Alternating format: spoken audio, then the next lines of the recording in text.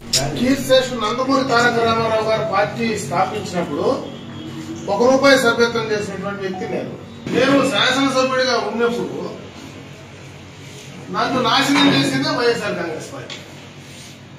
ఆ రోజు నన్ను తీసుకుపోయి ఈ రోజు నేను సమాధానం చెప్పుకునేటువంటి పరిస్థితి కలిగిందంటే అది చేసిందే వాడు, నా శీలాన్ని పోగొట్టిందే వాడు.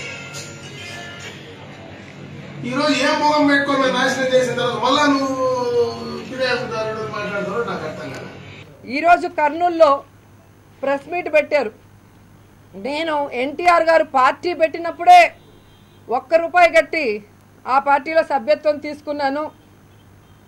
మొన్న వైఎస్ఆర్సీపీలోకి వెళ్ళి నా శీలమంతా పోయింది అని చెప్పి ఒప్పుకున్నాడు. తను చేసిన నీతిమాలిన పని ఒప్పుకున్నాడు. నా బ్లడ్ ఎల్లో వస్తుందని చెప్పి అన్న రోజు రకరకాలుగా ఏ కారణంతో పోయానో ఎందుకు పోయానో అది అతనికి తెలుసు, మా లీడర్కు తెలుసు. అంతేగాని నాలాంటి క్యారెక్టర్ ఉండేవాడిని నువ్వు ఫిరాయింపుదారుడు నాలాంటి క్యారెక్టర్ ఉండేవాడు నాశనం చేసేవాడు నువ్వెవడు, నీకు అసలు క్యారెక్టర్ లేదు నాయకుడు ముట్టుకున్న తర్వాత అది అర్థం చేసుకుంటే ఇంకోసారి మాట్లాడు.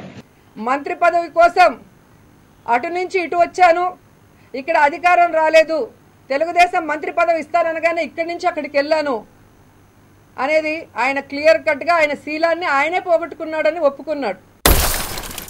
ఆనాడు మేము శాసనసభ్యులుగా ఉండేటప్పుడు నన్ను ఎటు తీసుకున్నావు? ఆ రోజు నేను తెలుగుదేశం పార్టీ శాసనసభ్యుడిగా నేను ఫిరాయింపు ఇస్తే నువ్వు తీసుకొని పెట్టుకున్నప్పుడు చట్టం లేదు. కానీ ఈ రోజు నేను బయటకు వస్తేనే చట్టం వచ్చిందా? ఇంకెక్కడ పెట్టి మంత్రి పదవుల కోసం, డబ్బుల కోసం, కేసుల కోసం పార్టీలు మారుతూ వీళ్ళు జగన్మోహన్ రెడ్డి గారికి నీతులు చెప్పడం అనేది సక్రమమైన పద్ధతి కాదు.